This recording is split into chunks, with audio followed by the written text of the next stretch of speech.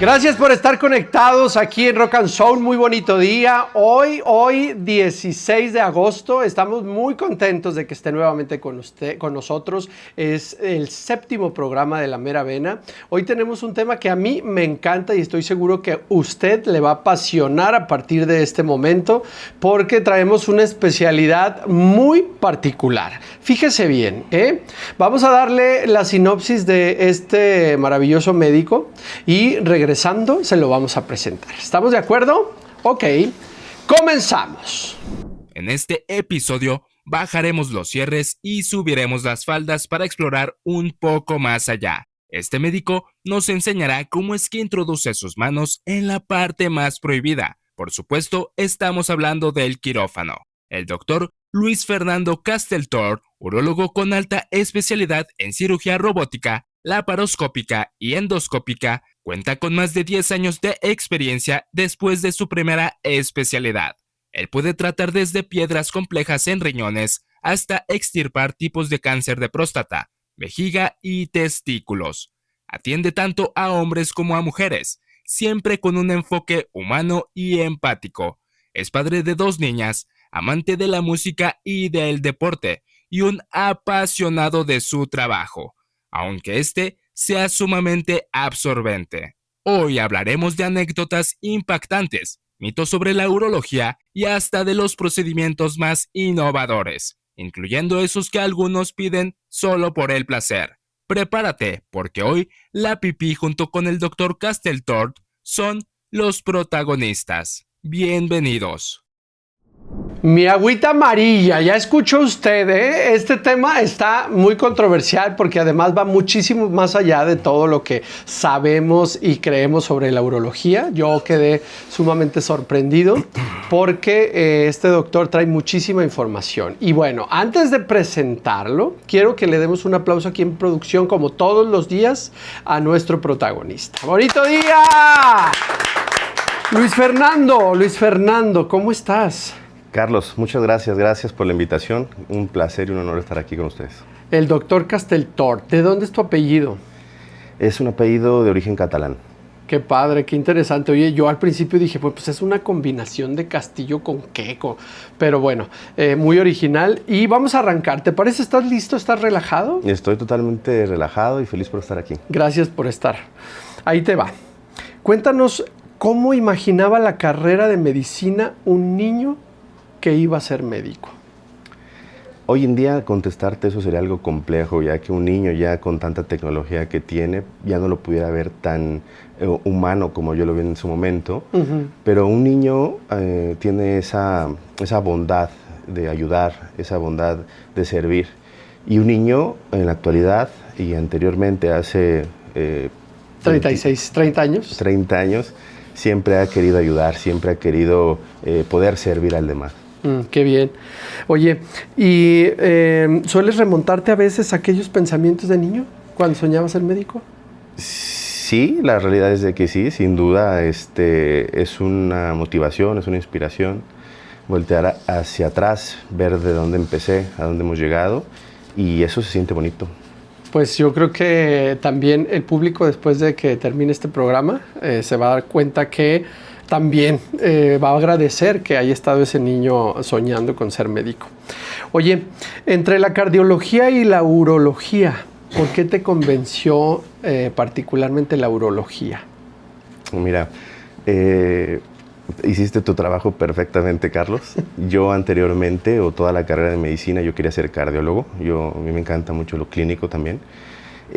Pero también descubrí que me considero hábil para tener un tema quirúrgico. Y la urología, al final del día, tuvo esa bendición de ser algo clínico. Ajá. Que hoy en día, la realidad, la consulta, la clínica, la disfruto demasiado. Pero también se compone mucho del tema quirúrgico. Y conforme pasa el tiempo, en el tema del servicio social, el internado, pues me fue cambiando esta imagen, ¿no? Esta visión. Y veo todo lo que incluye la urología, toda la tecnología que tiene la urología, que también se asocia algo en la cardiología, pues fue que le vi algo similar y al final del día terminé siendo urólogo. Del corazón hacia más abajo. Y cada vez te agradeces más de esa decisión, ¿no? Sin duda, sí, la realidad es de que estoy enamorado de mi profesión, estoy apasionado, como tú lo dijiste hace momento, y día a día descubro cosas nuevas. La urología es otra ventaja y otra virtud que tiene, no para. Constantemente está en innovación. Es diferente cada vez, ¿verdad? Es diferente cada vez, es un reto cada vez, o sea, tienes que estar en constante actualización, tienes que ofrecer lo mejor, entonces la urología da eso, no te deja estar en un tema de reposo y ni sentado. Ni sin actualizarte. Ni sin actualizarte, o sea, todos los campos médicos hacen eso, pero urología tiene eso en especial. Esa particular. Oye, mucha gente piensa que la urología es solo para hombres. Danos una cátedra para romper esa idea. Bien. La realidad es de que no, en la urología vemos también a mujeres, un porcentaje no menor, yo estoy creyendo que un 30% de mi población son mujeres. Las mujeres nos visitan mucho por el tema de infecciones urinarias, sobre todo cuando estas son recurrentes o son complicadas. A decir urólogo, el urólogo incluye lo que son los riñones, los ureteros, vejiga, y en todos esos órganos pueden padecer situaciones desde tumoraciones, desde piedras, y el urólogo somos los especialistas en esto, en esta sección, ¿no? En otra parte también las damas padecen situaciones como son prolapsos, que son caída de los órganos pélvicos, y también es cuestión de que nos visiten. Vemos un porcentaje alto para que se quite ese mito de que solo el urólogo al hombre, y no, también vemos mujeres, y te digo, es un porcentaje alto. Entonces esperemos que eso se quite ese mito. Fíjense bien, compañeros, aquí en cabina y público allá en su casa. Entonces quiere decir que esta especialidad está altamente relacionada con nefrólogos, con oncólogos, con infectólogos, con ginecólogos. ¿Por qué? Porque contigo recaen todos estos procesos donde me imagino que aquellos especialistas dicen, a ver, sí, tienes esto, pero yo no lo intervengo.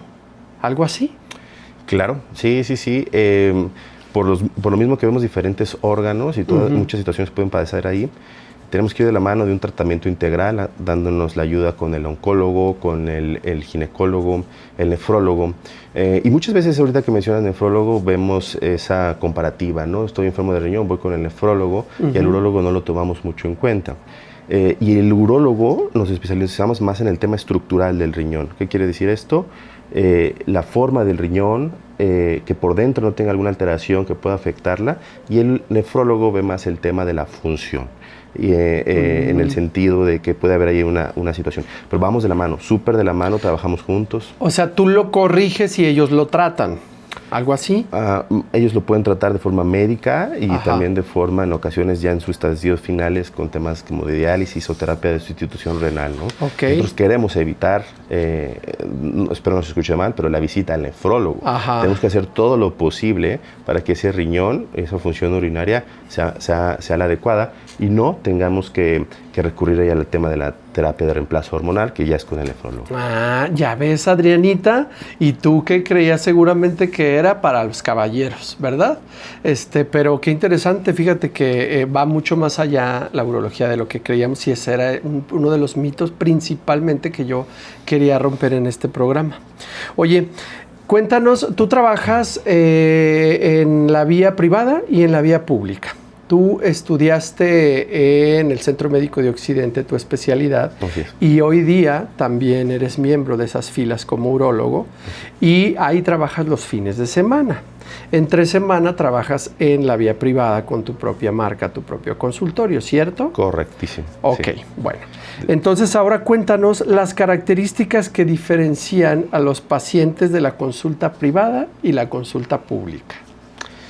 Bien, la realidad es de que en el trato, en la atención, en los dos lados es lo mismo. Nosotros, de tu parte. De mi parte, a todo paciente institucional, a todo paciente público se les da la mejor atención, con el mayor profesionalismo. Se trata de que la tecnología que tenemos a lo mejor en el ámbito privado se pueda llegar a lo público, y lo hacemos. Hoy en día nosotros, en lo que va en mi espacio en el que yo tengo en la institución pública, yo trato de ofrecer igual la misma tecnología que le pudiera ofrecer un paciente privado, ¿no? ¿Y ellos ¿cómo podrías definir a uno y a otro? ¿Sabes qué? El privado es así y las personas que se atienden en el centro médico son así. La realidad sería como mentirte a los dos pacientes, por muy alto nivel socioeconómico que tenga o muy bajo que tenga. Trato yo de mantener el mismo margen, inclusive mis pacientes no lo pueden, ¿cómo te podré decir? Mentir. Diferenciar. Es el mismo trato, no hago un tema como de que lo distingo. Quizá lo único que puedo generar a veces cambiar es el tema en cómo me expreso con ciertos términos, que a lo mejor en ocasiones no lo puede entender el paciente de cierta forma y es lo único, pero en el trato, en el servicio, en la actitud, en mi compromiso es el mismo, no hay ningún diferimiento en ese sentido. Y pues bueno, o sea, el paciente en todos lados, ya sea en público o privado, que acude con nosotros, es un paciente que tiene un problema y viene un paciente tenso, viene un paciente con temor, viene un paciente ansioso. Entonces nosotros tenemos que lograr que todos esos problemas que traiga, o sea, del sector que sea, los limite, los baje, ¿no? Porque además, ¿sabes qué? Que creo que de los pacientes desde que llegan en esta especialidad ya traen una parte vulnerable que tiene que ver con la parte íntima o con la parte sexual probablemente, y entonces ya desde ahí ya se vuelve complejo, ¿cierto? Sin duda, no es cómodo para nadie ir a exponerte con un médico, sobre todo esas regiones, ¿no? Entonces, es bien importante para nosotros entrar en ese modo con el paciente, que el paciente se sienta con confianza, que se sienta cómodo, que se sienta seguro, ¿no? Porque no es algo pues agradable para el paciente. Entonces, nosotros desde el minuto 1 tratamos de que nuestro paciente se sienta relajado, se sienta contento, para que se pueda explayar. Seguro. ¿Verdad? Y en base a eso se hace una empatía, llegamos a acuerdos y fluye la situación, ¿no? La plática, se logra exponer el paciente realmente el problema que tiene. Ajá. Y nosotros en ese tiempo que tenemos es una relación médico-paciente súper. Digamos, doctor, no sabía que me podía platicarle con tal seguridad esto, con tanta confianza y seguridad. Entonces eso es algo que... Y eso es lo que vas aprendiendo con el tiempo, porque también fuiste reconociendo a través de los años cuál era parte de tu trabajo, incluso emocional, ¿no? Sin duda, esto te involucra mucho, demasiado. Los años te van dando esa pauta y esa experiencia. Y la realidad, gracias a Dios tenemos consulta y un volumen importante, y todos esos problemas en ocasiones nos los llevamos a veces a casa o los traes tú manejando, los traes maquinando en la cabeza, y pues te formas parte de ese problema del paciente. Hasta en ocasiones es difícil dejarlo en el consultorio y salir, ¿no? O sea, entonces pues todo esto te genera una relación médico-paciente muy bonita. Oigan, allá público, quiero contarles cosa que aprendí en la entrevista que tuve aquí con Luis Fernando. Una de ellas es que la subespecialidad que conocemos hoy día ya se reconoce como la alta especialidad, ¿no? Y en esas altas especialidades, pues las que domina bien Luis Fernando son las cirugías de alta modernidad, que son la endoscópica, la laparoscópica, la robótica. Pero yo, ¿cómo puedo entender cuál es la diferencia entre todos esos montón de máquinas? Sí. A ver, cuéntanos. Decir ese tema de la alta especialidad hoy en día, la urología, por lo que te comentaba, de que tiene diversidad de situaciones. Muchos médicos se han súper especializado en ciertos sectores, desde la andrología, desde la endourología, desde la laparoscopía, desde la robótica, y el paciente dice, ¿todo eso qué es, no? Entonces nosotros tratamos de ofrecer todos esos servicios, lo más moderno, lo más actualizado, a todos nuestros pacientes. El paciente va al urólogo. Es difícil hoy en día que muy probablemente a un corto o mediano plazo ya el paciente vaya directamente con alguien que nada más se dedica a hacer ciertas cosas. Pero poniendo un énfasis, a mí lo que me apasiona es la urología, y de la urología es ver todo esto, no encasillarme en algo. Y gracias a eso nosotros tenemos experiencia en todos estos sectores. Respondiendo directamente a tu pregunta, todas esas tecnologías se les conoce como de mínima invasión. Ajá. Un paciente que tiene algún problema, llámese de alguna piedra, llámese de algún tumor, nosotros lo resolvemos de mínima invasión, y esto es por pequeños orificios o incluso introduciendo cámaras por orificios naturales del cuerpo, en este caso la uretra. Ajá. Podemos resolver desde piedras, podemos resolver desde tumores, y esto le evitamos al paciente cicatrices grandes, recuperaciones tortuosas, sangrados, complicaciones. Entonces, todo esto de la tecnología nos está ayudando bastante para evitar hacer lo que se hacía anteriormente, cicatrices grandes, heridas grandes, muchos días de estancia hospitalaria y demás, ¿no? Alguna situación me preguntarías cómo puedo definir la urología. Es una especialidad que tiene diferentes tecnologías y que uno de sus cuadros es que es muy efectiva y resolutiva. Mire, fíjese qué rapidísimo aprendemos. Nada más en el primer bloque de la mera vena aprendimos sobre los mitos de la urología y todas las cosas. Ya ves, también tú, Cindy, para que no creas que el doctor es solamente para caballeros. Señoras y señores, vamos a ir a un corte comercial y regresamos, pero no se mueva porque viene la información esa que a usted le gusta, esa información que está llena de chisme. Ya regresamos. A ver, doctor, tú que eres conocedor de la música, ¿qué estamos escuchando?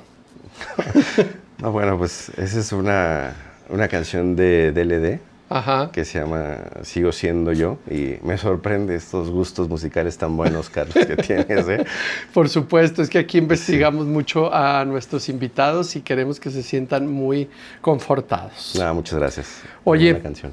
Vamos a retomar nuestra plática y vamos a ver un tema más relajado. Una de las partes que más intervienes tú es la parte de la vejiga, ¿cierto? Sí. Es incluso de los más comunes, de los temas más comunes. ¿Qué tan cierto es que tomar agua en la noche es malo para la vejiga? Fíjate que como tal malo para la vejiga no, pero sí es un mal hábito. ¿A qué voy? Una de las causas por las cuales nos visitan muy frecuente hombres y mujeres es el tema de que se levantan mucho por las noches, no descansan. Y eso pues genera problemas, ¿no? O sea, ya no descansas y eso todo lo que sigue. Entonces, como sugerencia es evitar tomar líquidos 2 horas antes de acostarse. Agua. Evítate esa de que me subo con la jarrita y toda la noche estoy tomando agua. Eso es un error.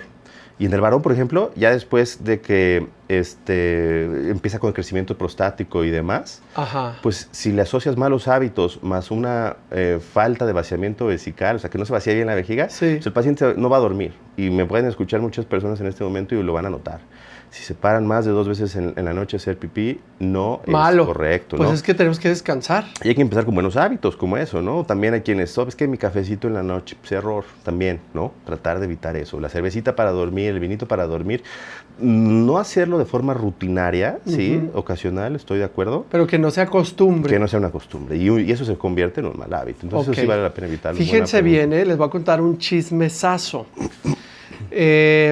En la plática con este doctor me contó un caso en particular que tiene que ver con eso, que cuando no vacías correcto tu vejiga, incluso se te puede comprometer la vida en algunas situaciones en particular.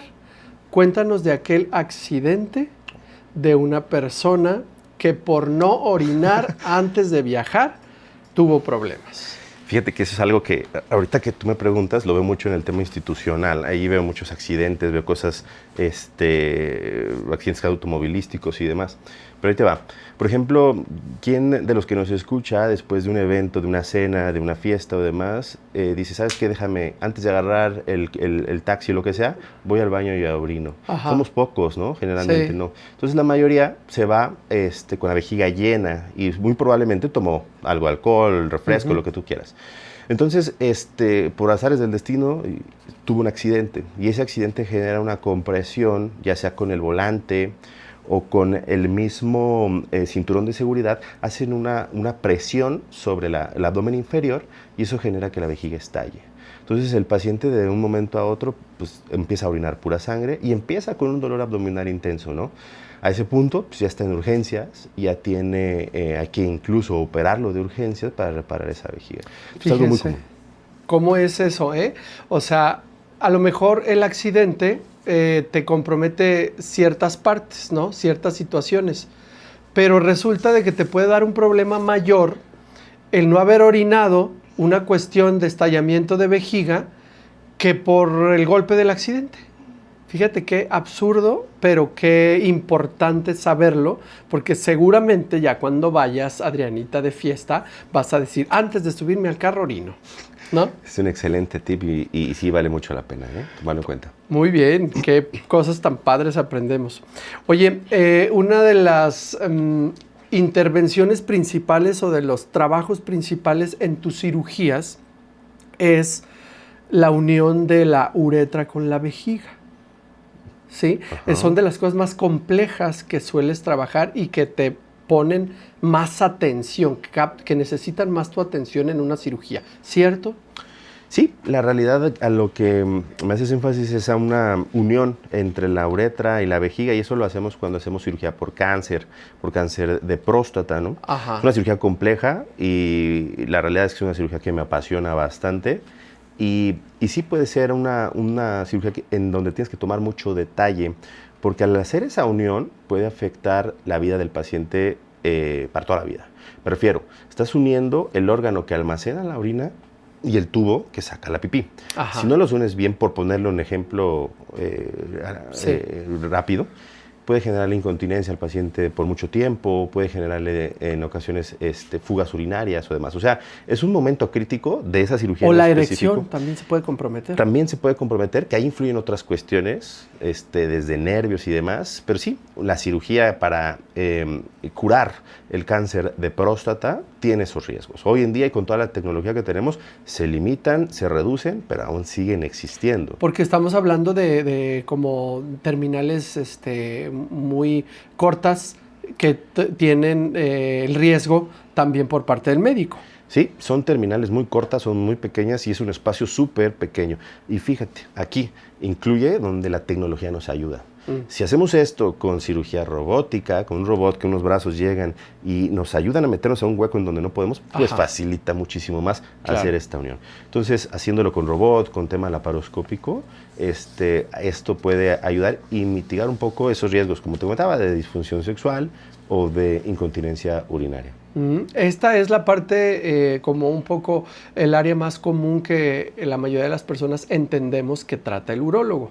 Pero vamos a las otras partes que ni siquiera sabíamos, que es el tema de riñones, etcétera. Platícanos de algo que se llama la inmunovacuna. Inmunovacuna. Fíjate que me preguntabas hace ratito que cuántas mujeres nos visitan, ¿no? Ajá. Y de una de las causas que más nos visitan las mujeres es porque tienen infecciones urinarias recurrentes. ¿Qué es esto? Pues, doctor, me estoy infectando más de 4 veces al año, por poner un ejemplo, ¿no? Entonces, pues ya se saben todos los antibióticos, van y hasta ellas solitas se recetan, van a la farmacia, se acceden al antibiótico. Y el problema viene que ya los antibióticos ya son resistentes a todos los medicamentos que existen. Entonces, para evitar esta recurrencia y sobre todo esta resistencia a los antibióticos, hay ya inmunovacunas, ¿sí?, que previenen que se esté infectando de forma recurrente la dama. ¿Sí? Son vacunas que la paciente toma 2 disparos por debajo de su lengua y esto previene que se esté infectando de forma tan recurrente. Claro, siempre y cuando descartemos alguna otra causa estructural, me refiero que no tenga alguna alteración, alguna piedra o algo en riñones y demás, que pueda generar la infección. Descartamos cualquier situación estructural o algún otro motivo por el cual se esté infectando. Esta innovación de la inmunovacuna previene a las infecciones recurrentes y también el uso de los antibióticos en exceso. En exceso. Mira, que esta es una gran herramienta porque las mujeres padecen de esa situación muy seguido. Oye, y ahora cuéntanos de los temas de los padecimientos fuertes, porque luego en ocasiones pues te encuentras con asuntos muy complejos. ¿Cuál ha sido la noticia más dura que le has tenido que dar a algún paciente? La realidad es que siempre es una noticia difícil decirle a un paciente que, por ejemplo, tiene un tumor y que se le apellida como un cáncer. Todo esto es difícil darlo. Esta noticia no es nada fácil. En lo personal no es agradable. Uno siempre quiere dar buenas noticias, pero decirle a un paciente que tiene cáncer es complejo, ¿no? Tratamos nosotros de hacerlo de forma, siempre, nunca ocultando nada, pero sí de que tome la noticia no tan grave, ¿no? ¿Y cómo hacemos esto? Pues siempre tratando de ayudar, siempre de ver opciones, me refiero... Propuestas alternativas.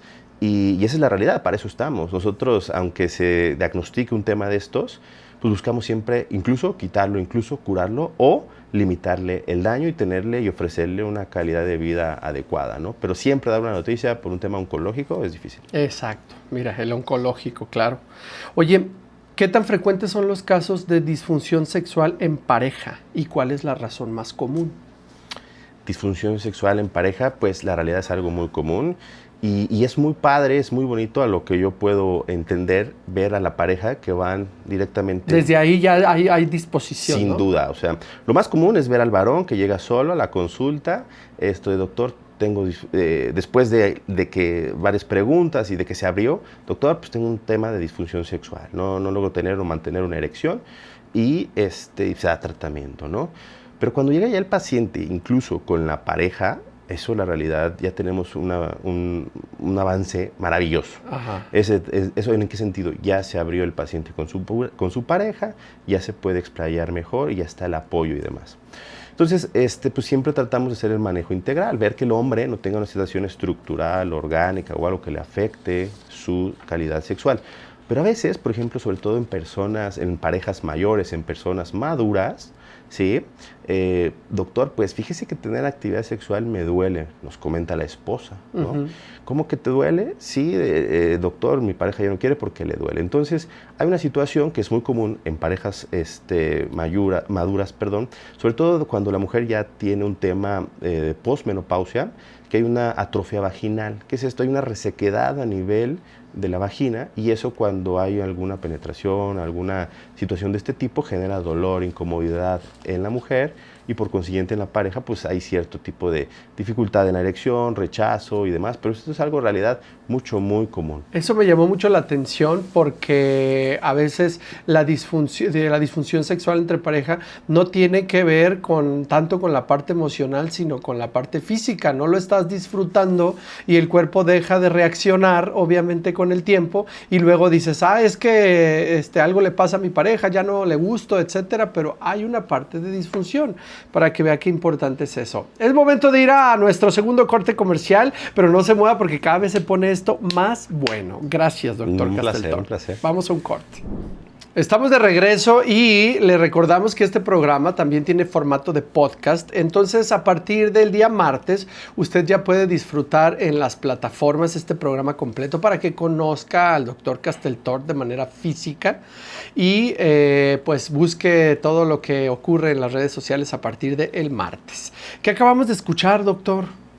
Pues otra gran canción, la realidad que buenos gustos tienen aquí en la estación, ¿eh? Sí, No Más de Cubo. Ok. Son canciones que la realidad a mí me marcaron en mi juventud, en la secundaria y demás. La música es algo que a mí me apasiona, es algo que este tipo de música, wow. Entonces están dando con los al clavo. Clavos. Sí, ya les platicaremos en unos minutitos más qué hay detrás de todo esto. Oye, doctor, ¿es cierto que el tamaño no importa o tienes otra opinión profesional? Estrictamente no importa de forma profesional, mientras la pareja cumpla con las expectativas de la otra persona, la realidad del tamaño no interviene ahí, ¿no? Hay casos súper severos que pudiera generarle un problema, pero eso se ve y se identifica desde edades pediátricas, ¿no? Pero eso es algo muy escaso. Pero algo que sí es común, algo que sí es muy común, es que el paciente siempre tiene ese temor, el varón, el hombre, dice, ¿sabes qué, doc? Como que el tamaño siento que es más pequeño de lo habitual, veo ciertos compañeros y como que no me siento que mi tamaño sea el correcto. Y sí, es una causa muy constante de la consulta, de la realidad. Y sobre todo cuando esto es en reposo, cuando está en flacidez, exacto, ¿no? Exacto. Porque la erección en su mayoría, cuando la alcanzas, pues la satisfacción es la general, ¿no? Sí, sin duda, ya en erección no tienen tanto conflicto, pero en reposo. Y se ve mucho de que, doctor, pues voy a una alberca, voy a un gimnasio, voy al vapor y como que no me siento cómodo con el tema del tamaño, ¿no? Y eso es algo que ya no es algo infrecuente. La realidad de la gente que nos está escuchando, muchos van a generar esa inquietud, esa duda o me van a dar la razón. Y otros no, muy seguros y demás, y qué bueno, y la realidad es que sí, pero cuando existe esa inquietud, el paciente acude a consulta, lo revisamos, analizamos, que de forma real no tenga ningún problema, ¿no? Eso es importante ver que no tenga ningún problema, llámese de situaciones hormonales, físicas, y ya después de esto, pues vemos ciertas opciones que pudieran existir. Ok, vamos a lo bueno. Gerardo, ¿estás listo con lo que te voy a decir? Doctor, tú tienes una patente en México para un procedimiento muy específico. Cuéntanos sobre eso y cómo lograste conseguirlo. Bien, fíjate que somos proveedores de esa patente como tal. No soy yo el dueño de la patente, soy proveedor de esa patente. Esa patente es de un doctor en Estados Unidos que la tiene. Pero esto es un producto que es un implante que se coloca por debajo de la piel del pene, ¿sí? Y esto genera un agrandamiento del miembro, ¿no? O sea, este implante se coloca, esto es por medio de un tema quirúrgico, pero este implante viene a revolucionar y a cambiar lo que hoy en día se estaba ofreciendo. ¿A qué voy? Como te comentaba, yo nada más voy a recomendar a los pacientes cosas certificadas, cosas estudiadas, cosas que tienen una validez científica, y este producto lo vino a tener. Entonces fue por eso que yo me interesé de que tenía certificaciones, estos estudios, este aval, ¿sí? Y a esto le sumo la necesidad de estos pacientes que querían, doctor, ¿hay alguna opción para que se me vea un poco más grande, para que pueda recobrar mi confianza, para que me pueda sentir más seguro? Y pues fue que nos llamó la atención. Entonces fue que investigamos y fue que logramos llegar con este médico, que este procedimiento solamente lo estaban haciendo en Estados Unidos, ciertas partes del mundo muy específicas. Es un producto, la realidad, muy, en cierto punto, muy exclusivo, ¿sí? Entonces, pues ya está disponible en México. ¿Y con qué virtud tenemos esto? Hoy en día hay muchos productos que pueden generar dificultades o problemas en el paciente. ¿Por qué? Los inyectables, por ejemplo. Inyecciones, por ejemplo, exactamente, de que se ponen ciertos productos. Muchos pueden ser que no tengan el conocimiento de cómo ponerlo, o el mismo producto, el mismo químico que pueden estarle inyectando, pues que no pueda responder bien al miembro. Y eso al final del día puede generarle dolor, infecciones, o que estéticamente no les agrade, ¿no? Que tengan que estárselo poniendo de forma recurrente. Pero el implante es reversible. Este implante es removible. Reversible quisiera decir que voy a dejar la piel como estaba anteriormente. No, es yo puedo quitarlo y problema resuelto, ¿no? Lo otro no, lo otro tienes que esperar a que se absorba y demás, ¿no? La otra ventaja que tenemos en este sentido es de que, por ejemplo, este implante te va a dejar una forma anatómica, estéticamente se ve como si no tuvieras nada. Esto es algo muy armónico con el cuerpo. Y aparte se pone a la medida exacta del paciente. Me refiero exacta a lo que le va a beneficiar al paciente, no de que, doctor, yo quiero algo súper enorme. No. A ti no podemos colocarte eso, te vamos a colocar algo que se te va a ver bien por tu anatomía, por tu Ya ves, Gerardo, si te haces ese procedimiento, no abuses. Es al tamaño que el doctor te sugiera, no vayas a querer de más. Es correcto. ¿Y qué va? O sea, por ejemplo, vemos muchos pacientes que se inyectan ciertas sustancias y quedan pues deformes, o sea, no queda armónico, no queda como que totalmente, se ve que algo pasó ahí, ¿no? Morado y demás, a veces lo hacemos una comparativa como si fuera un cheto, ¿no? Y pues no, esto se ve totalmente estético. armónico. Ahora, cabe mencionar que es un implante y aparte es un implante que es engrosamiento, no alargamiento, porque la mayoría de las veces escuchamos el término alargamiento y no es así, nada más se engrosa.